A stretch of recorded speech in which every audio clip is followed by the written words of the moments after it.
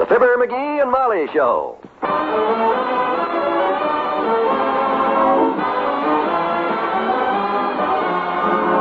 NBC and Paper Mate Pens bring you Fibber, McGee, and Molly, transcribed. The show is written by Phil Leslie and Ralph Goodman and directed by Max Hutto.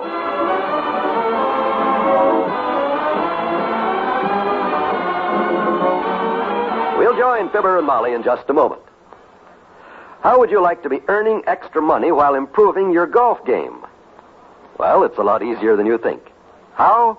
By investing in United States savings bonds on the payroll savings plan. Then, while you're learning how to get extra power in your drives, your bonds will be piling up extra dollars for your future. When those bonds mature, you get back $4 for every $3 you put in. Just think of that. $100 for each $75 invested. Extra dollars earned with money you'll never even miss. Because the payroll savings plan is the automatic way to save money. You won't even miss it. Your employer will set aside a couple of dollars each payday, any amount you say. When there's enough for a bond, he buys it for you, automatically. And they begin to earn those extra dollars for you automatically, too. Why not join the payroll savings plan today? Put your money to work for you. Earn extra dollars by investing now in United States savings bonds.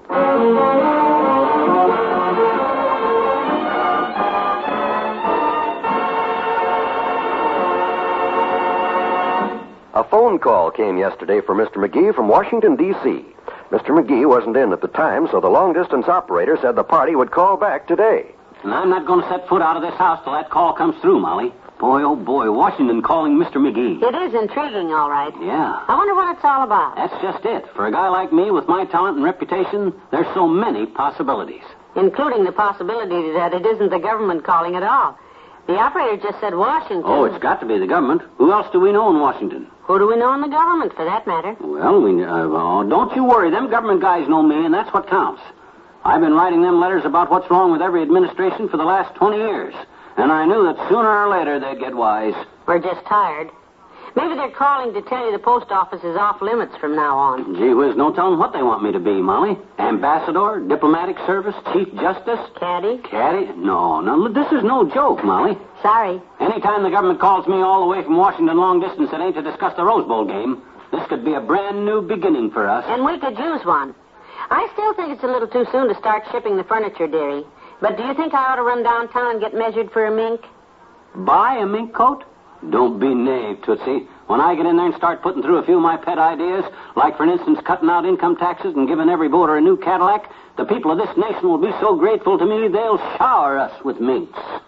Somehow I just can't picture you in mink, sweetheart. You can't picture me in it either, hard as I try. Well, you can get used to that high living awful fast. Yeah, that's what they say. I can just see us set up in about a 40-room penthouse apartment across the street from the White House, messengers running back and forth bringing me questions to answer, 3 valleys busy keeping my striped pants and cutaway coats pressed. Speaking of pants, did you ever take your suit to the cleaner to have those frayed cuffs fixed?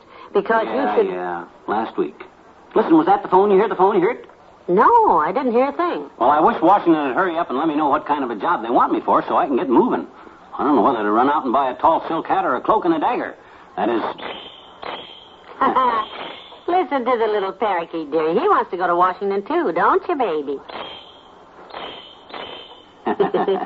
Now, don't you worry, Buster. You'll go with us. I better give him another lesson in how to talk while I'm waiting for the phone. Good. Mr. Wimple was talking to him this morning, but... Look, Buster. Listen to me, Buster. Say, hello, Ike. Hello, Ike. Come on now. Hello, Ike. He's trying. You hear that? Oh, Mr. Eisenhower will love that. Come on, Buster. Say that. Hi, Ike.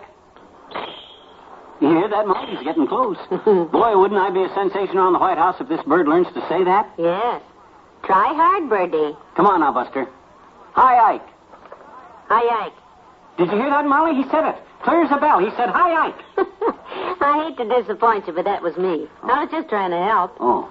Well, this kid's an awful slow learner, you know it. Maybe what I ought to do is teach him with a phonograph record. Record? Oh, that's the kind that just keeps repeating the same words over and over till the bird learns them. They're good, I hear. Yeah, well, I'll get one when we get to Washington. Jot that down, will you? Buy a phonograph record so the... You going to buy a phonograph record, Mr. McGee? Oh, yeah, Wimp. Why? Well, I hope you're not getting that Dragnet thing. The one with the dragon in it. I've heard that so many times, I'm having nightmares about it. Really, Mr. Wimple? Yes, I keep dreaming I'm Sergeant Friday, and I'm going to take the dragon in on a 502.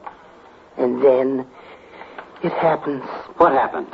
I take a second look, and it isn't a dragon at all. It's Sweetie Face, my big old wife.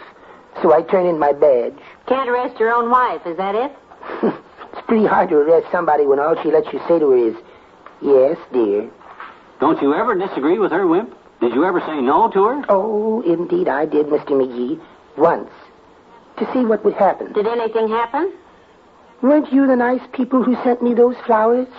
Oh, yes, we did. But the hospital told us it was the grip. Yes.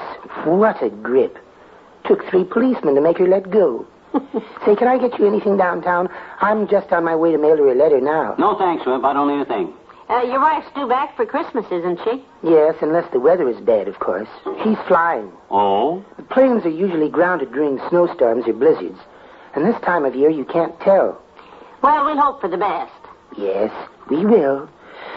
I'm dreaming of a white Christmas.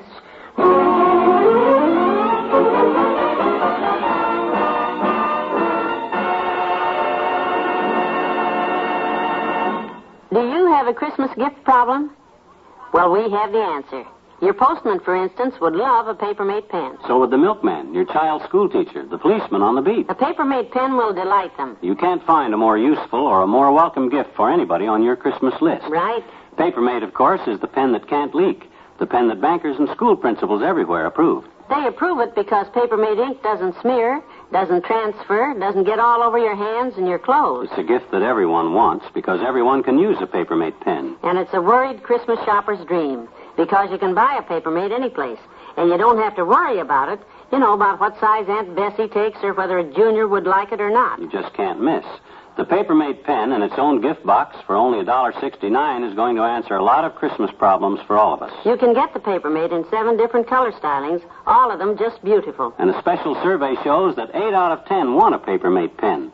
So give the gift you know is right. Give a Papermate pen.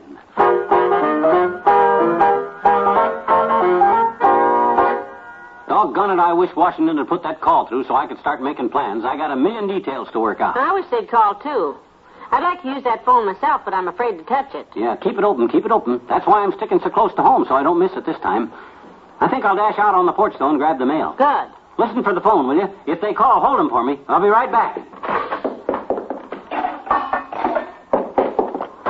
Did they call? Did they call? Did Washington call? Did they call? When? You went out that door and back in again like your suspenders were caught on the doorknob. Any mail? Just a postcard. Oh, it's from Uncle Dennis. Oh, good. What does he say? Says, Dear niece and nephew, on my way east to visit you, spending a few days in Arizona, and love this hot, dry climate. Such wonderful people here, thirsty all the time. Bless his heart. He makes friends every place. Oh, yeah, he's a great mixer, Uncle Dennis is. And the way he mixes them would knock out a horse. One part of... McGee, just read the postcard. You say anything else?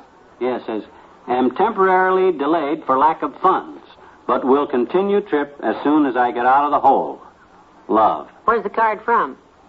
Grand Canyon, Arizona. Boy, he is in a hole if he's way down in that. Uh-oh, somebody's at the back door. Now, if that's the laundryman, I want to talk to him. Doggone it, why don't that phone ring? Just because I'm expecting an important call, it ain't rang once today. Usually the wrong numbers alone keep me busier than... I think I'll call the operator and see if she's heard anything about my call. Hello, operator. Hello? Hello, operator. Hello. Hello. Hey, Molly. Telephone dead, sweetheart? Yeah, my gosh, Molly, dead as a mackerel. Cut off for non-payment of the bill, is it? No wonder my call didn't come in. The phone's disconnected. What you mean, non-payment? The cleaner brought your suit back and he found this in the pocket. Check to the phone company. Oh, my gosh, I thought I mailed that. Well, back the car out quick. Come on, down to the phone company.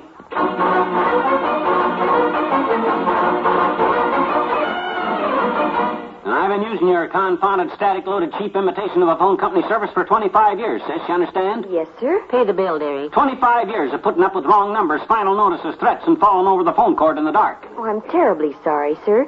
Your name? Just because my bill ain't paid, what do I get for being a steady customer all these years? Disconnected, that's what I get. Fibber McGee, miss. Pay the bill, dearie. This time you went too far, sis.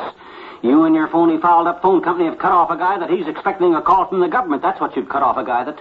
Oh, I'm just so distressed about this. You can tell your boss that I'm leaving for Washington as soon as that call comes through. And the first thing I'm going to have Congress do is investigate this outfit. What do you say to that? Here's my check. I don't know what to say, sir. I'm terribly sorry about this. You're absolutely right, and I don't blame you a bit. You don't blame me? I think you've been very patient with us. What do you mean, patient with you? My gosh, I've been yelling my head off for 10 minutes. Patient? McGee. By George, I will have this outfit investigated now. McGee, for goodness sake. My gosh, if it's getting so a decent citizen can't even get an argument out of a public utility like the phone company, things must be in a mess. They must. Come on, let's get home before that call comes.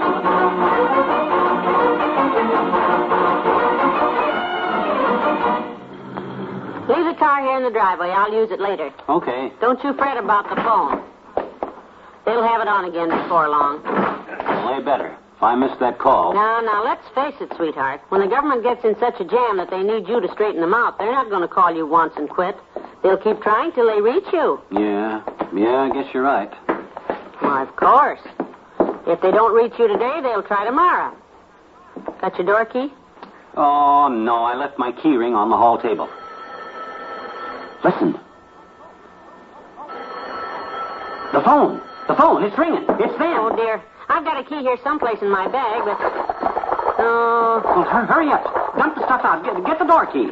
oh my. Oh, this is terrible. Did you ever see such a mess? Oh, well, can't you find the key? The phone, it's Washington. Good heavens, here. No, that's the garage key. Oh. Lipstick compact. What are you doing to the porch chair? I'm going in to answer that phone. Oh, be careful. Watch it. I'm coming. Keep ringing. Oh, no. Hello? Oh, it's dead. Well, I'll just have to call back tomorrow. I hope they do call.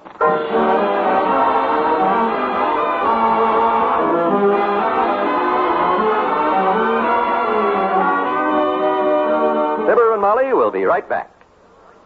Tomorrow night, there's more zany fun when Ralph Edwards plays Truth or Consequences with contestants from the studio audience. You never know exactly what's going to happen on Truth or Consequences, but you can always be sure that the resultant fun will provide laugh-packed entertainment for you and your whole family. And, of course, your family will enjoy the Roy Rogers Show tomorrow night on the NBC Radio Network. You'll hear Roy and Dale, Pat Brady, and the Whippoorwills, all bringing you exciting Western adventure and tuneful Western songs in a half-hour show that's certain to please. Then right after the Roy Rogers Show, listen to Father Knows Best, starring Robert Young in the title role. There's enough entertainment in this half hour to keep you smiling all week long. So be sure to hear Father Knows Best, and top off your Thursday evening listening on NBC with a helping of Eddie Cantor's Show Business Show, the program that brings you nostalgic tales of the greats and near-greats in show business. You'll agree that Thursday's another great evening of radio entertainment at the same spot on your dial.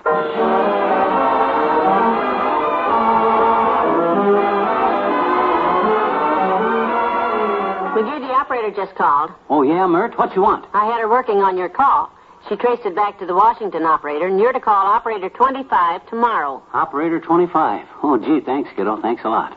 Oh, boy. I knew I'd never get any sleep if I didn't do something. You're so right. Good night. Good night, all.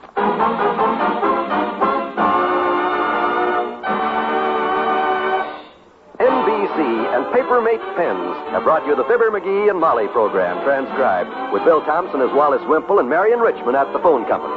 This is John Wald, inviting you to be with us again tomorrow night for another visit with Fibber, McGee, and Molly.